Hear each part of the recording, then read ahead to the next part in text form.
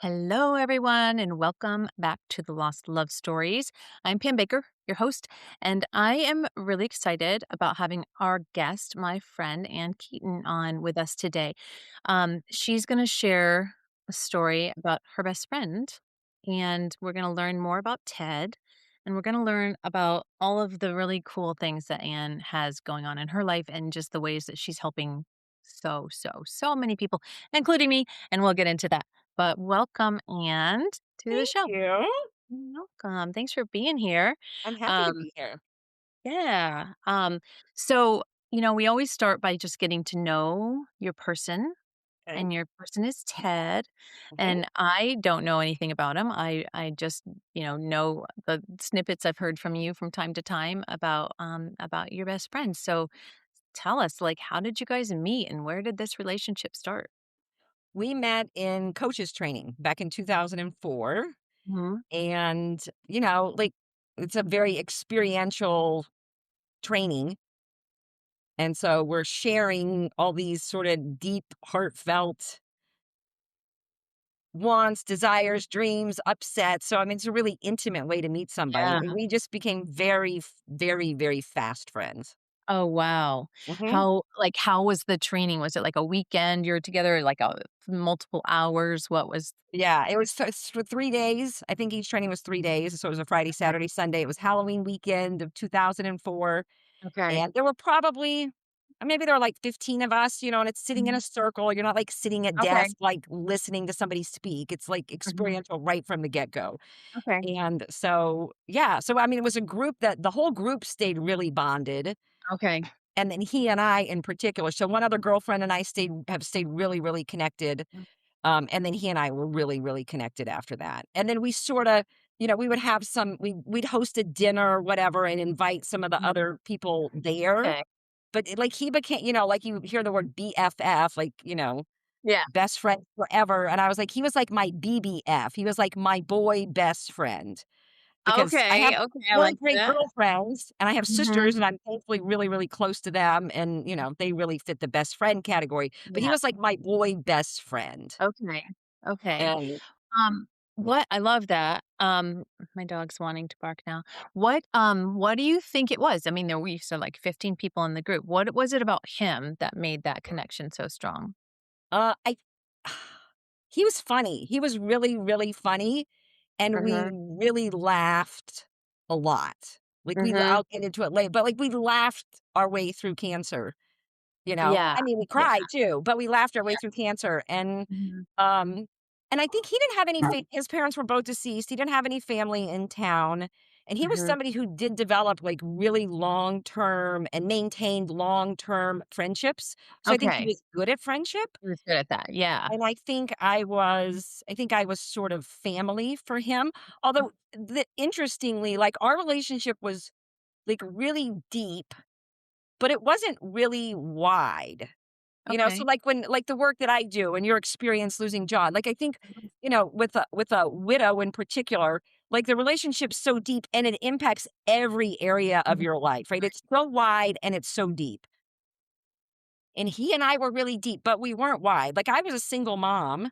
Okay. And he was, like, a really good handyman, but he didn't, like, come over to my house. He didn't come over and Mhm. fix things, and he didn't really interact with my kids, and I didn't invite him to family events. Oh, interesting. It Yeah. was interesting. Yeah. It was deep, but it was kinda contained. But I Yeah. talked to him probably, I mean, every day. Yeah. He was my everyday one of my everyday people. Wow. That is a very interesting type of relationship. Uh-huh. Yeah. Yeah. And I don't know if it was because we That's didn't live close together. If he'd lived Mhm. closer, maybe it would've been like, "Oh, Mhm. come over and have dinner," or, "Hey, Yeah. can you fix my toilet?" One time Mhm. we did do a renovation, like, put beadboard in my office one time, so he did do Mhm. that, but, I mean, he could have done a lot of that, and Yeah. I think he would have enjoyed being over here, not, like, just me getting something out of him. I think he would have Yeah. enjoyed it, and he was good Right. at it, Yeah. but we just didn't. It was I don't know, it was like we met in this one way, and then we interacted in this one way, and it was sorta contained. Mhm. Was Though it it was very very intimate and very deep. Yeah, that's, like, so super deep in the emotion and sharing, well, probably because of the type of work it was anyway. Because Right. by nature, you're doing that, so it's not like you're Yes. like, "Okay, let's get to know each other and have this deep thing," but you're, like, as you're getting to know each other, it's deep. So Yes. that's an unusual way to start a It is an relationship. unusual way to meet somebody. Yes. Yeah. And Yeah. So maybe because the depth was there just by virtue of the way that we met and the way we interacted, it was like, "Oh, we don't have to socialize a lot mhm. Yeah. because 'cause we're Yeah. There was always talking every like day a and connecting." deep connection formed. That's Yeah. interesting. Yeah. Yeah. Yes. So he was funny. Um, He was well, funny, and we did try to work together. you did. We tried, but we didn't get Uh-huh. any work done because we just laughed and talked. She would just laugh. We did, and we said, "Wow, we've got, like, the best culture, and we've got the worst bottom line because we don't Oh actually my accomplish god. anything together." That's hilarious. Yeah, Oh my god. yeah. Oh my So, god. it Yeah. it wa I love but what that. was cool was we picked a logo, which we both really liked, even though we didn't do anything with it, and then when he died, that's the logo that I use today, which I Oh. absolutely love. Oh, the one that's always on your screen where Mhm. oh, I love that. I didn't Uh-huh. know that. Yeah. Oh, that's such a cool way to have him, like, right there with you Yeah. too. Well, that's true, and I hadn't thought about yes. Yeah, he's like a Yeah. part of my everyday world Yeah. just with Oh, my that's logo. really cool. Uh-huh. I love that. Mhm. I love that. So, what besides being funny, like, what are some other things? Like, one of the things we talk about on this podcast is how people just stop talking about the person who dies. And, people feel weird about it and they don't wanna make you cry or they don't wanna be upset themselves. So, like, for somebody who didn't get a chance to know Ted, what are some of the things that you would want them to know about him? Well, as I said, he was really funny, and he was Mhm. deep, I mean, like, a lot of people won't have those conversations Mhm. with you, and so it was interesting, it was the cleanest friendship I ever had with a man. Wow. And when we tried to work together, we were like, "Okay, let's take organizational coaching class together so we can Mhm. work with organizations." And in the training, like, you have to coach a relationship. Mhm. And so I said, "Oh, we should offer up our relationship as a coaching session that Mhm. somebody could do for their own homework, right? Because everybody Yeah. had to find somebody to do." And I said, "That would be great." And the coach brought up, like, sex or romance, and I was Uh-huh. like, Yeah. I mean, and I mostly am really comfortable about talking about whatever, but I was like, "Oh my god, I don't wanna talk about Mhm. that." Yeah. Well, we did talk about it a little bit, and I was like, "I will protect this friendship at all costs." Like, that's not happening. That's not Yeah. going anywhere. Oh, wow. And then the next day, we're in the training, and, he's somebody that I feel enormously comfortable with, but I mean, I was like I Mhm. hardly wanted to look at him or talk to Yeah. him. Oh He's my like god. It's he's like, awkward. yeah, it was. He was like, "Are we okay?" I was like, "Yeah, we're gonna be okay." Yeah. But as uncomfortable as it was, what came out of it was this, like, super clean Yeah. friendship. 'Cause, friendship between men and women can get Really hard, really tricky. Really yes, tr it can be that, and we were spending a lot of time together, and talking a Mhm. lot, and we're very connected, and so it was interesting, like, as I was thinking through this, like, it was the cl in life, he was the cleanest friendship with a man I ever had, and he was Mhm. 17 years older than me, like, there was no way. There were so many Yeah. reasons that that was not Yeah. happening, right? And I knew it wasn't Yeah. happening, and so Mhm. it was this really exquisite opportunity, uncomfortable though it was, to Mhm. identify that and then say it, and then Yeah. he always respected that. That's, actually really awesome because it is such an awkward balance to a line to walk, right? And then I Yeah. I wonder, like, how early was that was really early in your relationship where that kind of forced the thing or, like yeah, how far into it I'm were you? trying to I'm trying to so we met in 2004? I don't know. I don't know how far we were in it was probably maybe it was 2 years later. Oh, Maybe wow, it so it was was pretty far in because there could maybe it was earlier than that, maybe it was later than that. yeah. But it is one of those tricky things, especially when you're talking intimacy, you're talking all of these things that would be like a natural place to go into Yes. take a different turn in the relationship. Yes. So that's awesome that it was sort of forced, even though it was awkward, but Yep. setting that clear thing It because was. that's It was such a gift. It was yes, it so was awful and mhm. uncomfortable, and it was such a gift. Yeah. Wow. and I don't even remember who the coach was, but I'm so grateful Yeah. that she brought That's it up.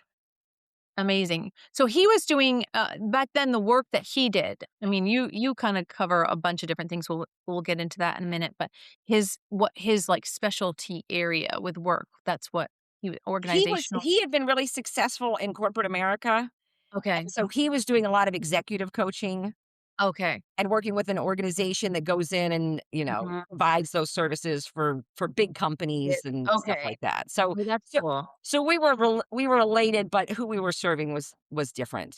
Different. Okay. He was very corporate. I mean, he had individual, like, clients that he was Yeah. sorta coaching through life issues, but Yeah. yeah, he was much more corporate. Okay. That makes So, sense.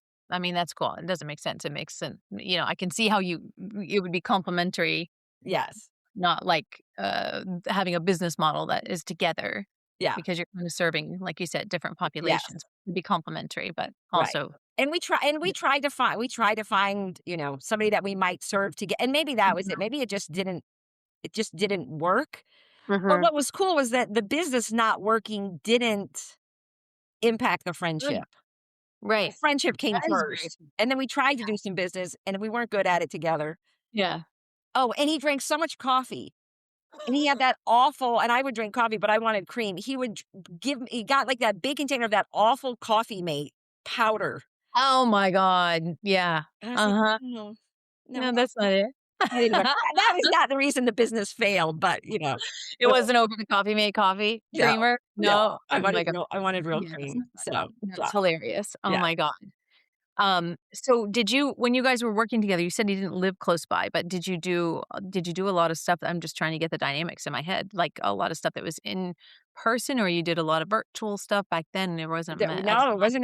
there wasn't any virtual. I mean, I guess Skype was around, but we weren't Oh, Skyping, true, Skype. right? Yeah. I don't know. I don't know when I first would have met Skype, but no, it was Mhm, I mean, mostly we were talking on the phone or he mhm. lived off of Powers Ferry, Howell Mill area, so I mean, it was a Uh-huh. 35-minute drive, so it wasn't close. So, Okay, yeah. I don't even Not think that super working convenient. You together don't care about your. no, and I don't think the attempted working together probably even lasted that long Mhm. because I think it was pretty evident quickly It wasn't that gonna be we a weren't thing. accomplishing anything Yeah. other than Yeah. getting the logo, which was a big Which accomplishment. is big. That is really oh my god. Yeah. Um, do you have, like, a favorite memory? I mean, there's lots of laughter, obviously, but is there any particular time that really stands out that you just really treasure that memory? I mean, it seems kind of weird to say cancer. Mhm. So we met in 2004. He was diagnosed with esophageal cancer in May of 2010. Okay. And um and it was a really I mean, it wasn't planned in advance, but we had a really interesting model of care. So he'd been a bachelor for a long time, and during his journey with cancer, there were two different women that he dated, not at the same time, but one and then the next one. And both of those women happened to have lost partners to cancer. Oh, wow. And so neither one of them had the bandwidth or the willingness or the ability to go do the doctor's appointments. So Interesting. I was the wingman. I did all the doctor's appointments. Mhm. And then they did all the like TLC home stuff, Caregiving kind of part. nurturing stuff. But Yeah. and so I didn't have to do that and they didn't have to do the doctor's appointments. And without trying, it just ended up being this really nice division of Mhm. labor, which I Yeah. think is a good model, for other Mhm. people to consider. Like, it like and I found a blog post that I'd written, after he died, which was like, and I wasn't doing everything. I was doing that one piece. Yeah. I was like, wow, the support people need support. Like this is Yeah. really, really hard. Mhm. And that was me just doing doctor's appointments. And I mean Right. having lots of conversations. So I mean there was still a lot of emotional support. But I wasn't having to do everything else on top of that. So I can't Mhm. imagine doing all of that alone. Yeah. And I Uh-huh. mean, I said it earlier, we laughed our way through cancer, Yeah. and how it was possible, but it seemed like it was consistently the case that we'd go for the appointment and we'd wait an hour and a half or 2 hours to even be seen. And then we'd Don't get in the room and it seemed like we'd wait another hour. Mhm. It Yeah. was the waiting was insane. Insane. Um, and so but we did. I mean, sometimes, like, they'd come shut the door because 'cause we're laughing so much, Oh my god. when we're, like, potentially disturbing other people, and then there were often tears. I mean, it seemed like every time they messed with his port, like, Mhm. something about that was just, like it just, Yeah. like, it kind of it pierced my heart, and I would cry. Mhm. So it's not Yeah. that there weren't tears, and it's not that Right. there wasn't fear. There was just also so much laughter Yeah. and being able to be with him through that. Mhm. And it seems like I should have a more fun best Oh, memory. but I get that because those times are also very bonding too. They're Yeah, also very, treasured. I say that about some of the things with John where it sounds it is tragic. It's also tragic, but yeah, there are times that are, like, really horrible times, like, I mean, this is a silly, stupid story, but funny, and it's one of the it actually pops up on my Facebook page, but nobody knows the story behind the picture, but it was one of his, times he had to go in for a craniotomy, and he was, he was kinda hairy, and so he had gone in and he looked that where however, there was a certain piece of, patch like a bandage that they'd put on his lower back, like, almost his butt, okay, and that held something. I don't know, part of the anesthesiology stuff or something. It was whenever he went to surgery, he'd have that big bandage on his lower back, and they'd take it off and it'd rip all the hair out of his, like, top of his ass, right? And it hurt so bad, so he finally realized, he was like, "I'm shaving my ass before I go into this thing." And, I was in there one day, and one of the surgeries he went in, he was like, "Oh my god, I forgot to shave my ass." And, and so he asked the nurse, if they had razors, and she brought in this little disposable razor, and, then he's like, "Here you go, you get to do it." So I'm shaving his ass for him before this thing, and I'm like, "Are you kidding me?" But we were doing the same thing, like, he's prepping to go in for surgery in his brain, and we were laughing so hard, I was, like, crying, and so this picture that now pops up on Facebook every year, it's him, like, in his little gown, I think he has the razor in his hand, but he's like, "Ah!" Like that, like, just crazy, and I had just shaved his ass, and, we're like, "This is so dumb and so funny and so ridiculous that this is our life right now." So part of the humor the dark Mhm, humor, of this being yeah, your life that, oh my god, you do just have to laugh because it's ridiculous. But yes, it does actually really bond you it closer does. too, Yeah, Yeah, those are not your typical, the relationship is not, like a straight line. It's like, "Ooh, we're mhm, gonna zig over here and zag over there, and now we have these crazy ass memories to right, go along with our right. relationship." Well, Yeah. and that's what a relationship is made up of, is all those little small Mhm. moments, right? Moment to Yeah. moment things, right? And Yeah. so, would you rather them not be happening in the middle of cancer? Yeah. Yes. Mhm. And they're still happening, you know? Yeah. And I Yeah. would say that cancer bonded us. Like, it bonded us in a way. Like, we did have conversations that we wouldn't have been having True. Yeah, it without does force cancer, you those know? deeper, So more it was a intimate very conversations too. intimate experience, for an Yeah. already pretty intimate relationship. It was a very intimate experience. And Yeah. so I'm grateful, I'm really grateful for that. And he used to say to me, like, "I can't believe you show up for me this way. Why are you doing this?" Yeah. And would say something like, "Oh, you're so, not whatever." And I'm like, "I'm actually not that nice." Like, Mhm. I'm not like I'm not the helper person who's like helping everybody, right? Right. I Not the care people about a pleaser. lot of people, but Yeah. I wouldn't do that for just anybody, you know? Mhm. And Yeah. yet he was one of those people, you Right. know, that I wanted to Which go is the a distance with. privilege for him to be that person, but also it speaks volumes to you that he allowed you to serve that Mhm. role. I mean, that's a Yeah, big thing. it's true. Yeah, It is yeah. true. Especially in Yeah. times like that when people are feeling extra vulnerable or extra scared, all the things that go when you're facing something like that. A lot of people tend to like tighten the circle and block Right, people out and, get that I can do this myself. I don't want to bother anybody. I don't want anybody to see me this way. Or, I think especially for men, it's harder for men to feel more vulnerable and more, I don't know another word better than vulnerable, but it right, is like that. It is like in that space of being, um, I don't want to say weak. That's a terrible word for that, but you know what I mean? Like that, it's right. just more vulnerable, just It being is more vulnerable. vulnerable. It's very vulnerable, and he did a whole Caring Bridge thing, which was Mm. really nice, and when he couldn't write, I would be the one who would write. But, I Oh, mean, wow. one of the things that he talked about in there was, like, having, like, again, Mhm. not to, like, Pollyanna-ish cancer, but there are opportunities and there are gifts in it, and, like, him having to learn to ask for help and Yeah. him having to receive help, Mhm. and he talked a lot, and honestly, I think short of cancer, I don't know that he would've, you know? No. No, and there are a lot of people like that. I know I was like that, again, going through John's whole experience, just like, "No, we can do this. We got it. We don't need." Right. And you learn very quickly that, yes, in fact, you do need a Help, yeah. lot of help. Right. You do. Yeah. It's a lot. Yeah. It's a lot to take that role on and also be navigating your regular everyday life Right. too.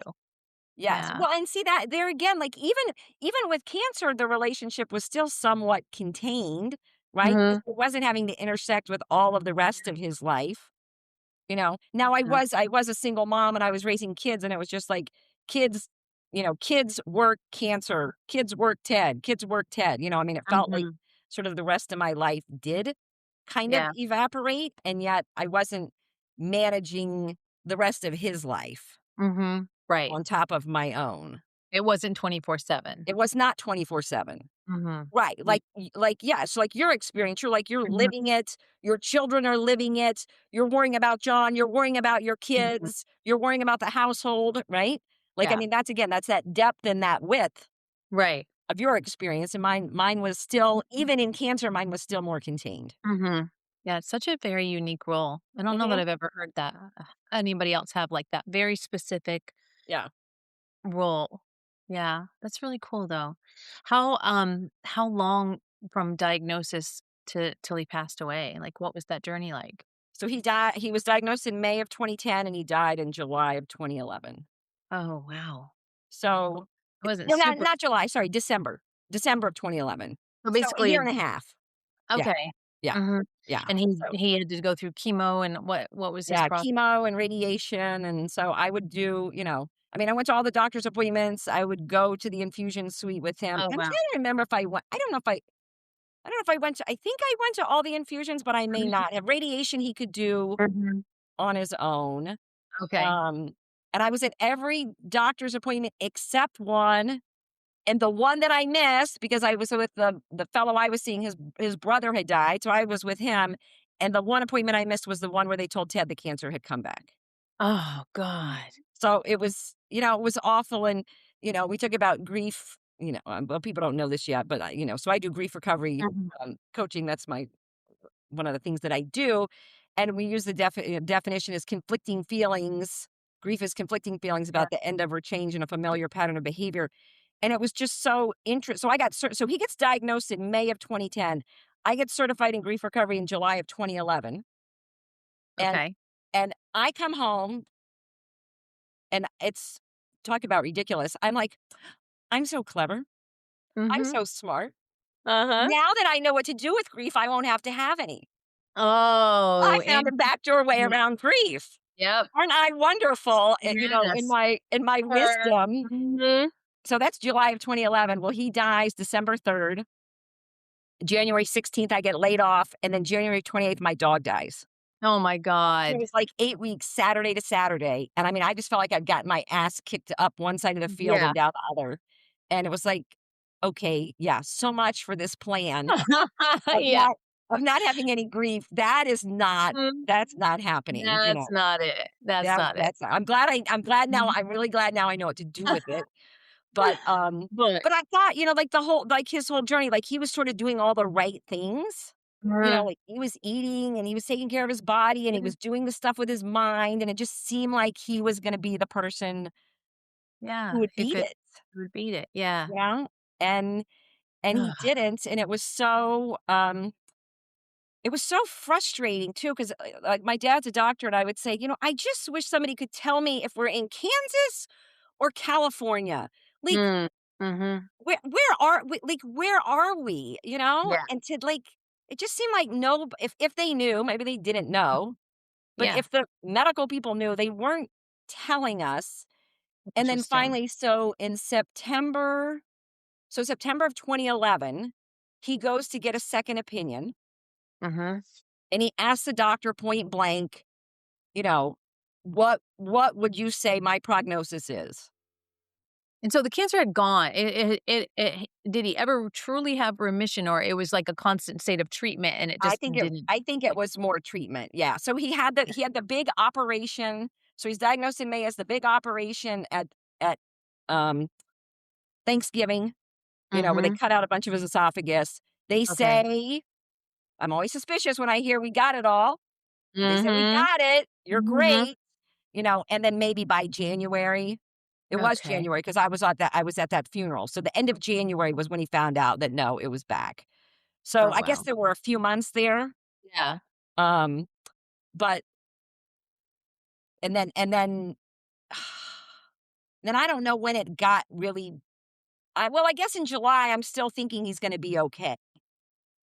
July of Right. 2011, I'm still thinking he's gonna be okay. And then but one of the things that I noticed was like feeling afterwards, like feeling like I had lost him like you asked like what was it like? And like feeling like I had lost Mhm. him before I lost him Yeah. because like so he was my, everyday person, and it was a really reciprocal friendship. So, we talk about his stuff and then we talk about my stuff. But then it was like Mhm. cancer came on the scene, and then it was like cancer hijacked everything, and it was all about Oh, cancer, mhm. Yeah, it you takes know? over your entire Well, life. Mhm. it does. What the numbers were, when the Mhm. appointments were, how he slept, how he ate, where he slept, how he Yeah. felt. Like just and again, I wasn't living with him, right? I wasn't the Right. 24/7 person.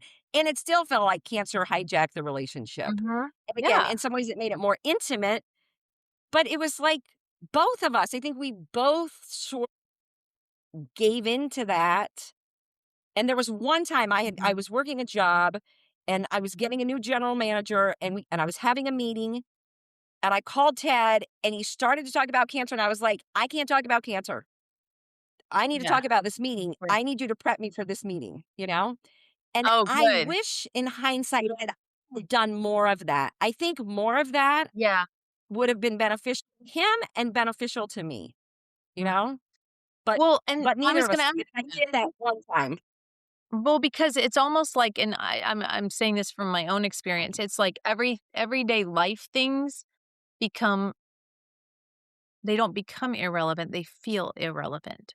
And Mhm. you're like, they just seem so small. So the normal everyday life things that you guys, I'm sure, talked about all the time, that's your daily conversations. You're like, "Well, I don't need to talk about how that person cut me off on the road, and now I'm annoyed Right. with him and wanna talk trash about him," Yes. 'cause, he's dealing with cancer and probably dying. You don't bring up Yes. those things. So I think that's a really interesting point and a really, like, pearl of wisdom that you just dropped right there because we don't. You don't talk about the everyday things just Mhm. because these feel trivial. Right. But I'm sure for both relationship sakes, his and yours, had or me and John or whomever, Right. you keep that part of life, uh, not it doesn't have to be the focal, but Right. the norm It's still as available. It's still an it's option. it's an option, and it's a really good thing to do, and it keeps that sense of normalcy. Mhm. So you're not just in battle every day 24/7. You can have part of your normal life. You can still have that. And, Right. we certainly didn't do that. I know there's so many times that I normally, would have I felt this way. I felt this way with John in the sense that, if he would piss me off or do anything, I had bit my tongue all the time, and I didn't act like myself, Mhm. which because I would say the same thing, like, I don't know how much time we have left. I'm not gonna spend it on something like this. Right, I shouldn't be mad right now because I don't know how much again, how right, much time we're gonna have. Am I gonna waste my time being mad? But right. that shit builds up, builds up, builds up if you Oh, don't have the chance to talk about it, and then yeah, you're just like, "Ugh," and I lived like that, because of course, but he had brain cancer for 3 years, and so yeah, one time I remember we were at the lake and I was like at my wit's end. I couldn't do it anymore. And I was just like, and part of that was he was on steroids and he was really being a jackass to everybody. He was so mean. It was like from the mm, steroids. But, right, I just had to have a talk and say, "You can't do this. Like, you can't treat us this way, and you can't you gotta have some sense of control over this. You gotta try right, harder because yes, we're all miserable and you're making right, we're us miserable." suffering here. Mhm, Yeah, yeah, and those are hard because, again, you feel so guilty and you feel like, this shouldn't matter right now. What matters is we're focused on him and focused on cancer and we're keeping him alive. That's a really tricky it is balance. tricky.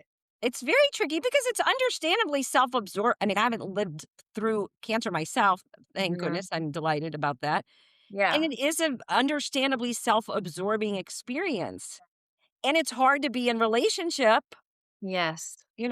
in that situation where somebody is so Mhm. absorbed in what's happening because you're still in relationship. You are, and when you Yeah. think about, people talk about narcissistic personalities and all of this stuff, and they're terrible, and you don't wanna be in those relationships, but being self-absorbed is a Mhm. form of narcissism. It is I'm not saying John is narcissistic, but everything becomes about Right. him. The whole Yeah. entire family focus is about him, Yeah. and it has to be to some degree, but man, it does throw off the dynamics of everything else Mhm. too. Mhm. Well, and I So think like that one time that I stopped dead and said, "No, we gotta talk about something else." Mhm. We need to talk about me for a minute. Yeah. Yeah, I mean, I don't know, he and I didn't talk about it after the fact, but I imagine that that is also a gift to him, like, "Okay, I've got something more to offer you than just Mhm. receiving your help about my cancer, like, I'm still this viable, Yeah. smart, strategic person that can help you think through whatever you're Mhm. struggling with. And so I Yeah, and do even maybe wish. like a brain break from his situation. Yeah, I didn't think Exactly, about that before. That's really exactly. interesting. Yeah, Yeah, yeah. really So, interesting.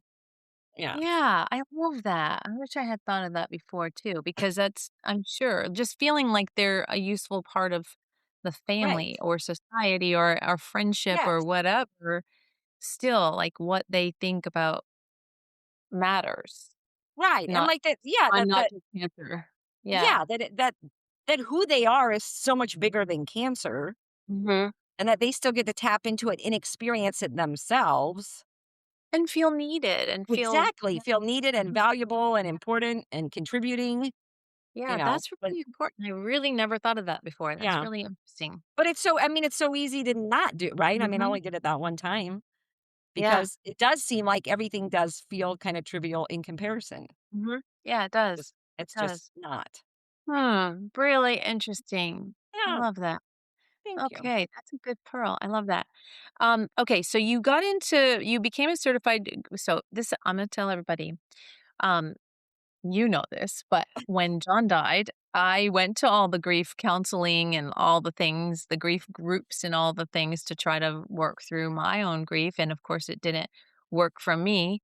Um, and for me, to the listener who doesn't know this story, I grew up Catholic, but I always joke and I say I gave it up for Lent, and that's the only time I ever was successful in giving anything up for Lent.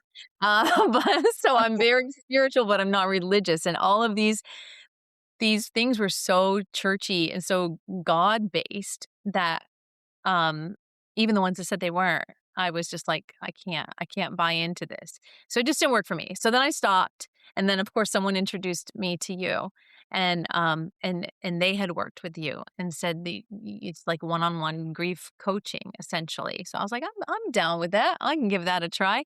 And, of course, that was, what, 3.5 years ago? Mhm. And here we are, we still work together all the time, just on daily life. We don't do grief recovery necessarily anymore, but, life just life coaching too. So, yeah, so we've gotten to know each other quite well in the past 3.5 years, Mm. but so for me, that was a really successful way Mm. to work through my grief and heal and be able to give myself permission to be happy and joyful and live a full life again without all of the heaviness of um sitting in the grief Yeah. space day in and day out. So, and it's awesome. And I'll tell everybody, we just did it yesterday when I was pissed off at somebody, and you were like, let's do grief recovery real quick. And I did it, and I'm like, okay, now I'm better. So it's not just for when you lose somebody; it's like your Mhm. everyday life Yeah. too. So for me, it's been amazing. But you decided to like, what brought you? You were already doing coaching kind of stuff. So Right. what made you decide to really dial in and do sort of become certified in this grief recovery process? Well, I had a coaching client whose mother had died when she was 12 of Mhm. cancer, Mhm. and she was mid-40s, and, her life wasn't a disaster, and yet there was this big hole, Yeah. in her heart from losing her mother, and what happens with grief too, right? So she's the youngest of several kids. Her siblings are out of the house. She's lost her mother. And Uh, then in another way, she ends up losing her father because her father now is in his own state of grief mm, and isn't functioning at his best. Right. And so right. now she's trying to be like, She's so this 12-year-old young. is trying to hold up the sky, for her and her Yeah. dad, and so, like, of course, the impact of that, you know, remained, Mhm. and so we started coaching around that, and it was just and I didn't know what I was getting into, she didn't know what she was getting into, but it was just, like, the Mm. most exquisite work I'd ever had the privilege to do, and a lot Oh, of it wow. was just holding complete space, and Mhm. she would exhale, and she'd be like, I Mm. haven't felt this relaxed, since I was, like, Wow. 12. Um, and I think it's okay to say that. Um, but so it was this, fabulous work, and I was like, "Oh my god, I wanna do more with grief," but I didn't know anything about Mhm. grief, and it seemed like if I was gonna specialize in grief, maybe I should know something about it. Yeah. And so I found the Grief Recovery Institute and just got immediately convicted. I was like, "Oh, this is absolutely Mhm. what I wanna do." And of course, to do it, like, I have to actually go through the process myself. So I'm really Yeah. there for professional reasons, not, I mean, I've had loss in my we've all had loss, right? My parents divorced and, yeah, and I was already divorced at that time myself. So I mean, I had loss, but that's not what was taking me there. Mhm. And so I'm sitting in the seat and I'm like thinking, well, this might be good for everybody else on the planet, but it's not going to help me. You know, Uh-huh. it sounds so dramatic, like nothing can help me, but it wasn't like I was feeling like, Right. devastated or And maybe I was just like, maybe this you won't didn't feel work. like you needed that much help, Maybe, right? I don't know. But I was like, but I spent a bunch of money to be there. So I was like, well, you Yeah. keep your butt in the seat and do it. Yeah. And I did it. And it was it was remarkable. And so I'd been life coaching before that. And I loved coaching, but I wouldn't really talk about it with anybody, Mhm. which it's hard to grow a business if you don't talk about it. And then after I got certified in grief recovery, I was like, "Oh, I will talk to anybody, any place, anytime, anywhere about Mhm. this. If they want to work with me, that's great. If they don't, that's great. I want them to know there's an option." Right. Like just having to suffer and wait to hopefully feel better one Yeah. day, like, that's an awful, awful strategy that doesn't Mhm. work, plus it's Right. miserable along the way. And so I was just, I was totally riveted by it and then dove into it. And so it was so interesting too, because so so he's diagnosed in May of 2010. I get certified in grief recovery in July of 2011, and he dies December 3rd of 2011. So, like, and then I got laid off. So I'm like literally starting and growing my business in grief recovery at the same time that Mhm. I'm like living through the most intense. Yeah. Like my parents divorcing, it was certainly grief, but A, I was 14. B, I was like sort of shutting it all out. C, Yeah. it just didn't, it just wasn't so intrusive in a way that I was Mhm, aware. It was mhm. intrusive, I just wasn't Right, fully aware. But, like, right. Ted's loss, and then the loss of my job, and then the loss of my dog, I mean, it just felt like a pile on, and I had Yeah. lost pets before, but, I mean, I was just stunned by the grief I had over losing my dog, Mhm. it all just boggled my mind, and so it was really interesting to have that experience at the same time that I'm, like, doing grief recovery as a professional, Yeah. and And it was interesting too because like one of the things with grief recovery, it's like, okay, pain, it's pain and love is love. Pain isn't love, right? Like I'm not showing my love for Ted by staying in pain about him. Oh, yeah, that's So good. like I Mhm, know intellectually like that that's true, and yet mhm, emotionally there was still my own resistance to doing grief recovery on him because it was like, well, what if I feel better? If I feel better, am I going to forget about him? Like, mhm. what's gonna show up there? Does it mean I don't love him anymore? Does it mean I don't care? Does it mean I don't miss him? Does it mean I'm not loyal?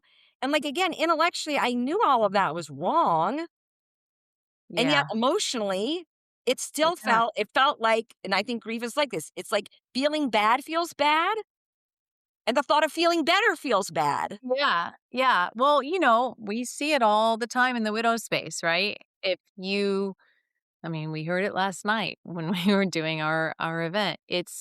Um there's such a common thread that widows especially, I don't know, I shouldn't say especially. I say I have the most experience with widows. Yes. Um is um there's that sense of betrayal. That Yeah. if you feel happy again, you're betraying them. Yes. You have that, like, what you said, you don't love them anymore or you're moving on, you're Right. over it, Right. let's go get on with my next stage of life, and that's such a tricky place to be because it's easy to get stuck there Yeah. because it is like 2 steps forward, 1 step back. You feel like, "Okay, I'm feeling joy, I'm feeling happiness, I really want to go live a full life again," but then, skirt, I'm back here because, A, there's the outside perception that the judgment you get if you're smiling and skipping around Doing town too okay. fast. Yes. Yeah, or you're not, or there's so much. It's so complicated and heavy, but the internal part is so big too, where it's that sense of betrayal, that Right. sense of you're leaving them behind, or Right. maybe I didn't love them enough because if I loved them more, I would still feel so lost in my grief. Yes. They're so it's really really tricky. It is, it's very pervasive, and and pain is so intense, and it comes in so quickly, and it lands so deeply, right? Mm. But what ends up happening is we end up getting in a relationship with the pain instead of in a relationship with the person, you Right. know? And so, like, it's it's a little bit like having I'm like, even me, I had to trust myself, and I had to trust the process and be like, "Okay, Anne, what who knows what's gonna happen, but we're gonna find out," you know? Yeah. But I did interestingly, I did grief recovery. So he was in the hospital for 6 weeks before he died. Okay. He went in on Halloween night, and that morning, and I had been resisting doing my own grief recovery work, right? Like, again, I Mhm. know what I'm Mhm. supposed to do, and Yep. emotionally, I'm having my own experience of grief and loss. So that morning, I was like, "Okay, I'm gonna do it." And I sat down and I did it all, which Mhm. turned out to be really, well, A, helpful, but B, fortuitous, because then he went in the hospital that night and he didn't come back out. Uh-huh. Wow. And w having done that day, and, again, we're in a human relationship, so he did things that annoyed me, right? Right. Like, he drank too much, Mhm. and he would I hate to use the word always, because always is a dangerous word, Yeah. but it seemed like Uh-huh. Felt like. always or almost always, with Yeah. great frequency, he would report to me the physique of whatever woman he encountered, so, like, it's the woman checking him in at the radiation, and he would Mhm. tell me, whether she was skinny or she was not skinny or she had big breasts or Oh, she didn't, wow. and I hated it, right? Hate it. So, but I did my grief recovery that morning, and in that, I got to acknowledge and address that stuff, and I got to forgive him for that stuff, and I got to apologize for the fact that I never told him, right? Like, Oh, I never yeah. said, "This bothers me, I would like you to stop doing this." Yeah. He Yeah. probably would've. He'd Mhm. respected my other, request or, Yeah. I would like, to not have that much drinking when we go to dinner or whatever. Mhm. But I never told him that stuff. So, but having done that process before he went in the hospital and then before he died, Mhm. and of course, I don't know what it would have been like had I not done it because I only experienced it the way that I did it. Right. But it feels, and it was interesting when I was sort of thinking about our relationship in anticipation of this call. I was like, wow, I had like the cleanest relationship with him in terms of my friendship with a man. So it was Mhm. really clean in life. And then it ended up being really clean in death because I Interesting. had done my grief recovery before he died. Uh-huh. And so I had tons of sadness, Mhm. but I didn't have tons of angst and I didn't Mm. have tons of regret. I Oh. mean, I regretted that he did those things and I regretted that I hadn't addressed it with him. But then in my grief recovery, I did address it. So it was like, okay, Mhm. this has been handled and I didn't have to say anything to him. I just needed to Yeah. handle it for myself. Right. So then that meant in his death, it was sadness without layering on all Yeah. that angsty guilt, regret, I shoulda, coulda, woulda, which is Yeah. also what makes grief so So terrible, right? Is you're second yeah. guessing almost everything you did. So I didn't have that experience. So this sounds like I'm talking out of both sides of my mouth, and I kind of am. So I did do my grief recovery in a timely manner initially, but then after he died, even though I needed to do it again, it still took me, I think it took me like 8 months to do it, Oh, wow. you know? And I didn't Yeah. even have to cover the whole relationship. I just sort of had to cover since the last time I'd done the grief Yeah, the recovery. last 6 weeks Yeah. or whatever. Yes. So, the Wow. last, yeah. But um yeah, it's easy to think Mhm. that, yeah, that there's some betrayal or that somehow like we're honoring the Mhm. person by suffering. Like what about John's life or Ted's life feels honored by me being Mhm. shut Yeah. down Yeah. Living and half a life. suffered, Yeah. Yeah. Yeah, and So, everybody would say that too, like, everybody would say they wouldn't want you to live that way, and you can hear it 100 times, right. but you It's like still feels like have the all intellectual truth. Yeah. yeah, Yes. yeah, So, it was very yeah, interesting to be, like, walking through that and doing it as a business at the mhm. same time. That is Yeah, very interesting. yeah.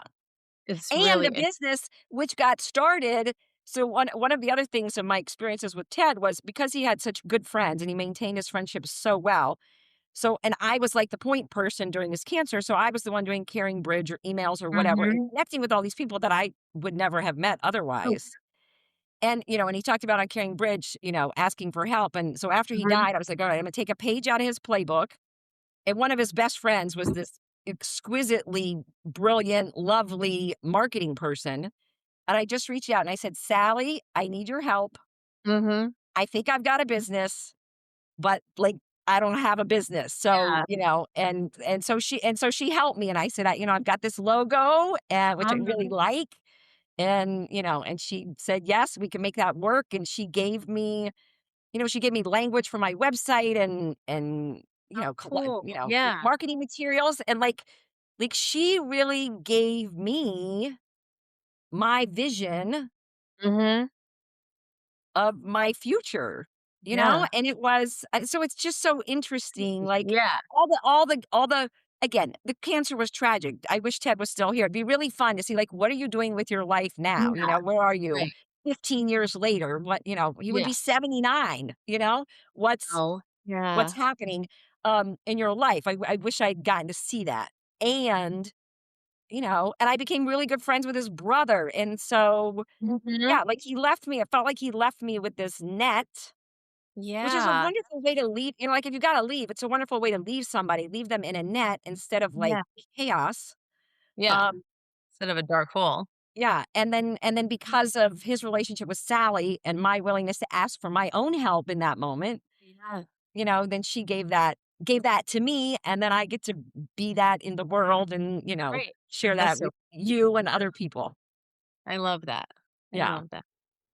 I have no Um, idea how long we've been talking. A long time. No, not. It's all good. Um, I do like I do like what you said a while ago, and I like to have put a pin in it in my mind because I think it's really important. The fact that grief doesn't mean someone died. You know, you can Mm, have so much grief in your life. So you're not just dealing with and it was important for me when we started working together. Like we didn't start with John. right. We started in other areas of my life where I had experienced grief, not necessarily even with the boys having being diagnosed with cystic fibrosis. You Yeah. know, that's a lot of grief to carry. And I never Oh, thought grief. that as grief. You Yes. know, so it's like processing through the different areas or, so it's like I think that that gets lost in um, a lot of most people because when Mhm. you think death, Mhm. and it's not there's so many other spaces in your life that you carry grief without an actual death. Oh, absolutely. Well, and I mean, people will mostly think death. Sometimes they'll think divorce, Oh, right? yeah, Like yeah, one of true. my first clients who came just because I was like, I want to get certified in this. I need to practice. And she came and she's like, well, I don't have any grief, you know? No, like nobody's died. But Yeah, like but she had so much grief, you know?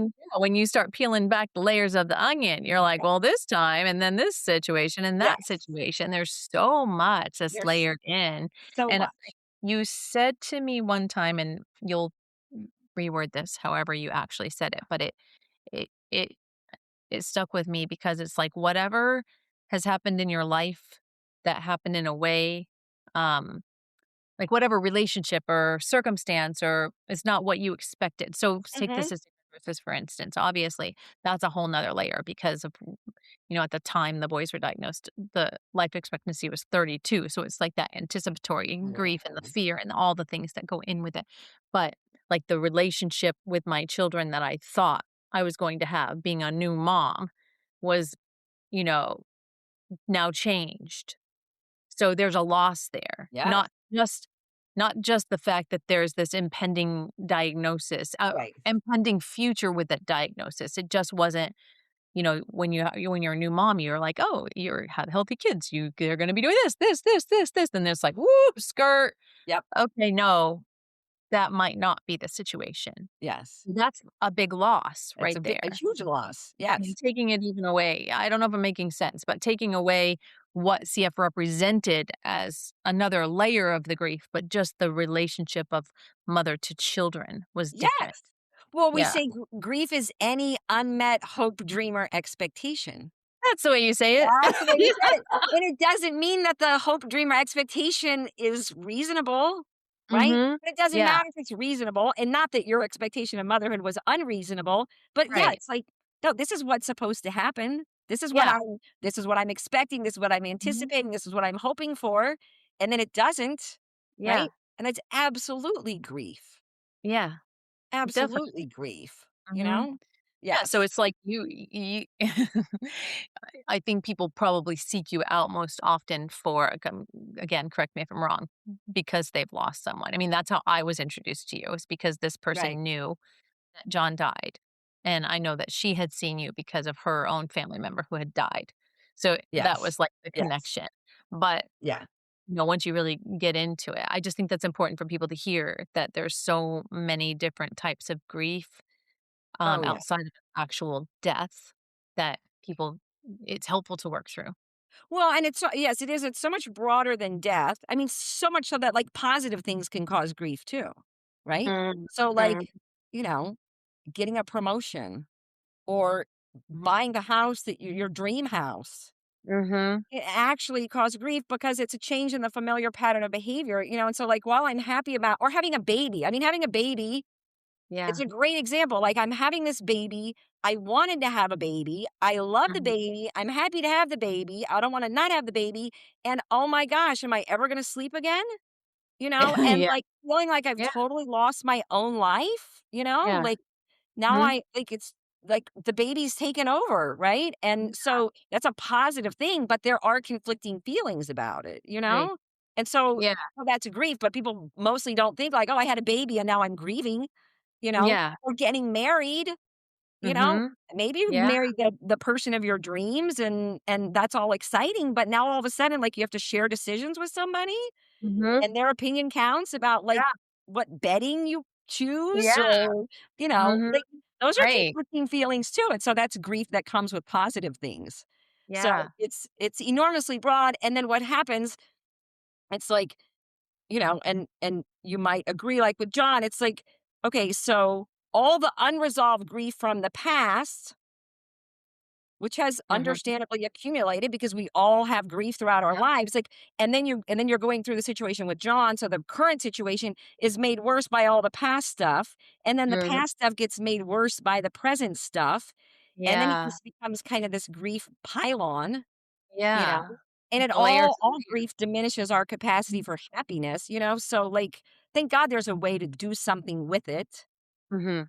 and not just have to, like, hope for and wait for the day when we magically wake up feeling better, you Yeah, and know? just hope that it happens. Right. Yeah. That Yes. time heals all wounds, Right. but Right. it doesn't. It does not.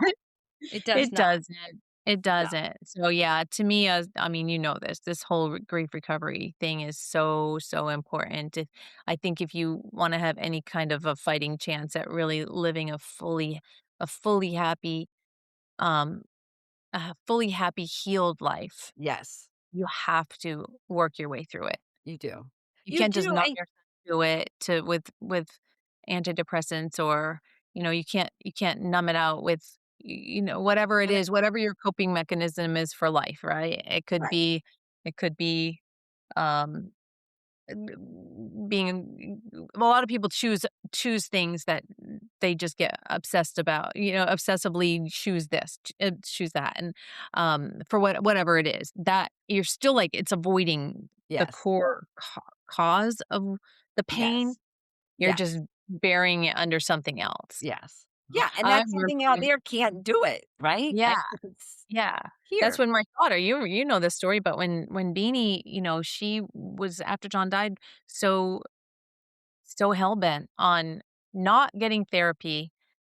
She wasn't even open to it. Now, of course, she was 16. She had been in therapy, but then she just refused. And she was like, "I just wanna be on an antidepressant. I just wanna be on an antidepressant." And I was like, "No, you're not. You're not. That's not what we're doing. The antidepressant masks it. It Mhm. doesn't help you work through it." And so she did end up getting on antidepressants when she agreed to Good. really give therapy a try. Right. Yes. And, ultimately, as you know, she's kind of she definitely made her way through that, and she's still Yeah. with her therapist now, but she's not on antidepressants anymore. Yeah. So she used it situationally Mhm. to get a little life raft up to the surface Yeah. and be able to make the recovery easier. But, yeah, I was just like, you can't just mask it with a pill. It's not gonna help.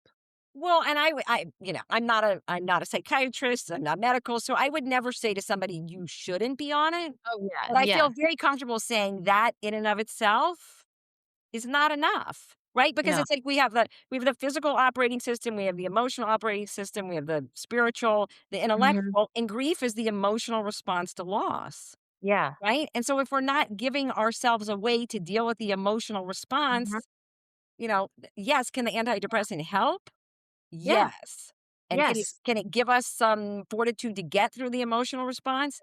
And we Exactly. still have to address the emotional response to loss because losing your father is a It's a big huge fucking deal. loss.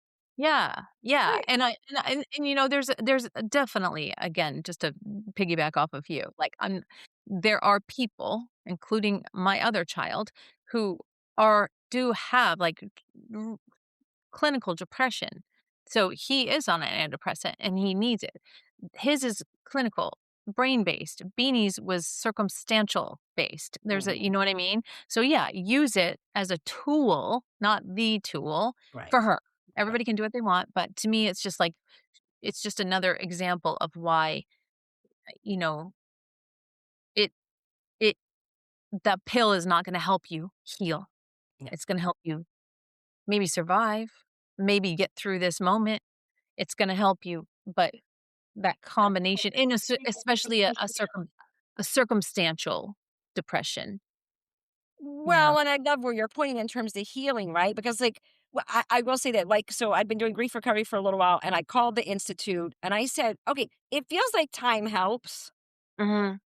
And Russell, who's one of the authors of the book, said, yeah, it feels like it helps because time takes it off of the front burner. Like, you Mm. get used to this new painful, distorted reality.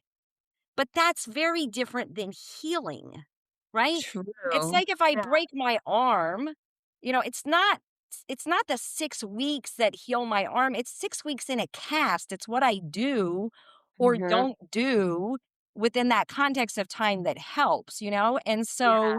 so healing is very different than living a painful, distorted life. And if I don't get the cast on my arm, my bone, reconfigures, but it Mhm. doesn't have the same strength, mobility, comfort, functional. It's not healed. Right. Right. Yeah. And so that's what we That's a good want. analogy. Yeah. Right. And that's what we want. We want the healing, which is something that you've done so beautifully. We want it for your sake, of course. Mm.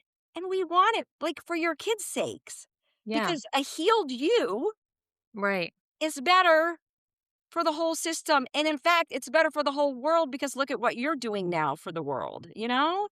Yeah. And, a less capacitated, a less Yeah. healed, a less joyful you Mhm. is probably not doing Right. all the Wouldn't amazing things wouldn't that you're be able to doing. do it. Yeah, that's true. I mean, there wouldn't be the bandwidth, there wouldn't be the desire, there wouldn't Right. be any of it because I grief is exhausting. It is exhausting.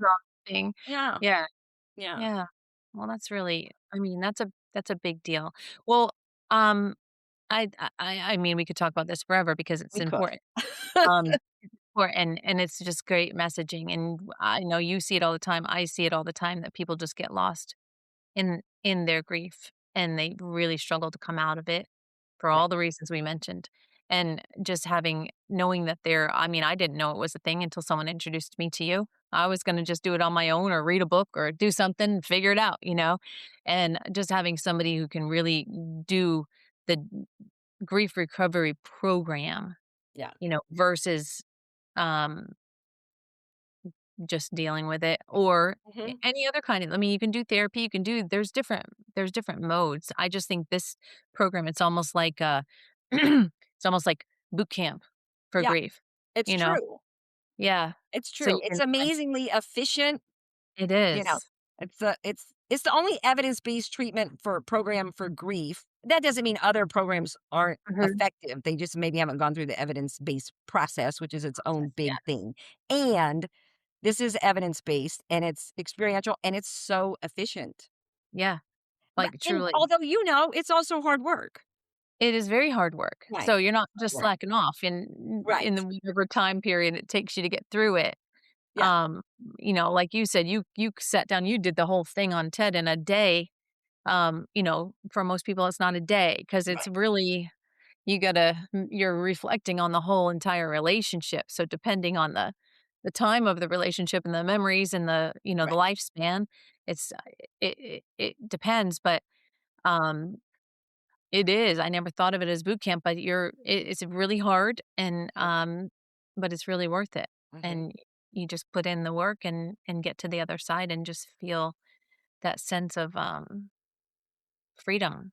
I Well, think and freedom. did you feel like yourself I don't think I've ever asked you this question. Did you feel like you had less of John on the other side of doing No. grief recovery?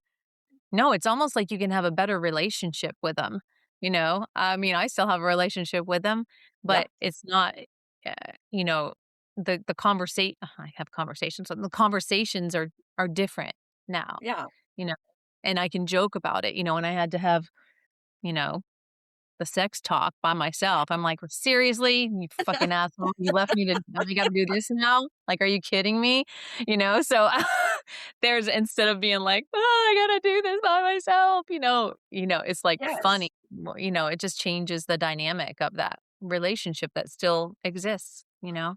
Well, and you know what? It actually sort of harkens back to what we were talking about earlier when somebody is living through cancer and how do we have conversations that aren't just about cancer, right? Mhm. And even on the other side of his death, to now be in a place where you can have conversations that aren't just about death and sadness and grief, You Mhm. know, it can be about like, Yeah. "Oh my god, this is what I'm having to do with the kids alone," Yeah. "Can't believe you're Yeah. not here doing this." Like, it restores the full range of emotion, and it Mhm. restores the full range of conversation, Yeah. you And, know? like, it restores the relationship. It Yeah, re I feel like it really does, and that's a beautiful gift, you know? It's a yeah, really beautiful gift, yeah, so again, for you, for John, mhm. and then for your kids, For my for you to kids. be in Yeah. right relationship Mhm. with their father Yeah, we're not, in like, life or in death. the conversations or the thought or the Yes, birthday comes or, all the things we can say, you know? "It's dad's birthday. How should we celebrate?" You yeah, know? There's a definite shift in that, definite. So, yeah. it's beautiful. It's hard work, but It it's is hard. beautiful, and, if of course, if anybody's interested in learning more about what you do, I'm gonna put it all in the show notes, and they can reach out to you and, just get That would be more great. information, but anything else that we didn't cover that we should have? I can't think of anything. No, I can't think of anything either. I'm I glad but we I really appreciated the Mhm. opportunity to, like, think about this relationship and Mhm. think about because, like I said, it'll be 15 years in Yeah, December, and I did do my grief recovery, so I'm not stuck in grief with Ted, yeah, and it really has been rich and meaningful for me to, like, revisit, like, yeah. the whole relationship and to be able to articulate for myself, I'm like, "Wow, this was a really clean relationship Mhm, in life, and it was really clean in mhm. death." I mean, as Yeah, clean as it could be, I think, yeah, And, yeah. so I thank you for Oh, the good. opportunity No. and the privilege to be here, and Well, I am grateful that you came, and I'm glad I got to know Ted a little bit too, thank because you. he sounds awesome. He Yeah, sounds awesome. he was a Glad it gave you space to really reflect and think and yeah, just be present with him with yeah. kind of forced carved out time instead of, Right, yeah, just to really sit yeah. with It's yeah. true. Yeah, it's true. Mhm. It was Yeah. really it's nice, and even like, wow, it's gonna be 15 years. I remember the first time I didn't remember the anniversary of his death. Mm. Like, I guess I remembered it the next day, and I was Yeah. like, "Oh, Yesterday was the I day. didn't Yeah. even remember it." Yeah. And then part that wants to feel badly about that, but then, like, to be Mhm. like, "You know what? This is life moving Yeah. forward, this is what happens. This isn't an indictment of me. Right. It's not an indictment of our relationship, Right. It's just that I've we're." thought about him. Yeah. Yes. Yeah. Yes. So and Yeah, it's it has important. been fun to go back and Yeah. really think through Think all this about stuff and think it through the impact that he's had on my life and Mhm. in death and continues to have in death, and Yeah, and then just have a little moment of gratitude for that gift, yeah, the gifts that he left you yeah, as well. Yeah. yes. Well, I'm glad that you got that from this experience, and I'm really glad you came on, and I'm really glad we Thank had a you. really long talk about grief because grief recovery is so important and it's so overlooked. Yeah, And people just don't a lot of people don't think it's worth their time or the energy or all the work that goes into it because the time will just make things better, but right. It doesn't. yep, it doesn't. It doesn't. Yeah. And a lot of people don't even know it's an option. That's like after I did my training, I was like, I just want everybody to know this is an option. Right. Yes. Would I Exactly. love to work with you? Yes, I would. And if you want to work with me, that's great. And if you don't want to work Mhm. with me, then go find somebody and do Find this somebody. Yep. because it works and we need that for the world because it's Mhm. good for us and it's good for the world. Yeah, we'll all be carrying much lighter energy and be able to just do better with our own lives and Yeah. with the world by just having more positive energy than Yes. Yes. stuck in the sadness and the grief. Yeah. Yes. Yeah. So Yes. Well, it's and we like probably light and happy. right, Yeah. we probably should mention what we did last night.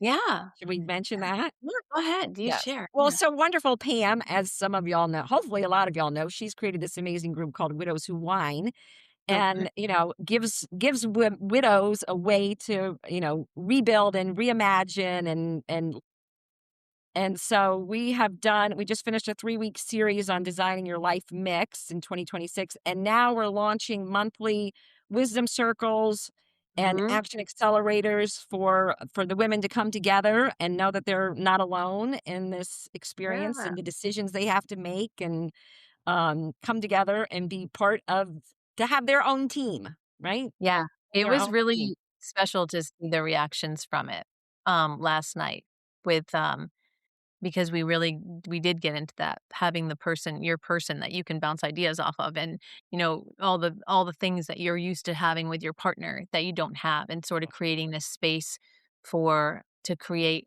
a new partnership with people who can help you work through those things. It was cool. It was really cool. I'm It glad was that was cool. that. Yeah, so Yeah. I'll put that stuff in the show In the notes too. notes? Okay, good. Thanks, Yes. in case there's anybody who wants to Let's join us because join. it was a really cool experience, and we're gonna do them once a month now, but Yes. and probably some future series anyway, Yes. yeah, Yes. that was really cool just getting to know some new women too, and Well, and and they all and I mean, almost everybody said, like, how helpful it is to not Mhm. feel so alone. And again, intellectually, you know you're not alone. Mhm. Like other people are experiencing Yeah, this, but to be able to connect with people and hear their stories yeah. and really hear and feel the not aloneness Yes. is A different. shared experience.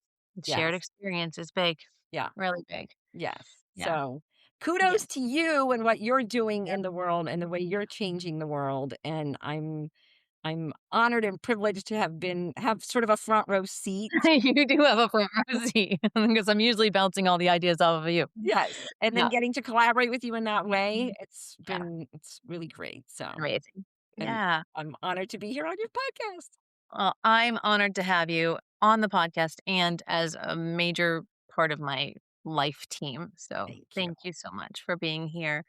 Thank you for sharing all that you do. And I know that it'll make an impact when people listen to this, like just the really, really, truly important role that grief recovery plays in living a good, healthy life. So thank you for Good sharing stuff. that. I say grief is the secret to life. Oh, that's good. Yeah, I Yeah. mean, it really is, right? Like being able to handle our Mhm. grief really is Yeah. the secret to Yeah. life. And there's Life is grief hard. all the time. Yeah, doesn't need to be as hard, you can fix it. Yeah. Life is gonna keep throwing the shit at us, and you gotta keep figuring out how to work through it. Oh Yes. my god. Alright, All well, thank right. you so much, thank Thank you you. everybody for listening, and Yes. I'll put everything in the show notes, but, till next time, take care of your Okay. heart. Alright, bye. Thank you. Bye. Stop.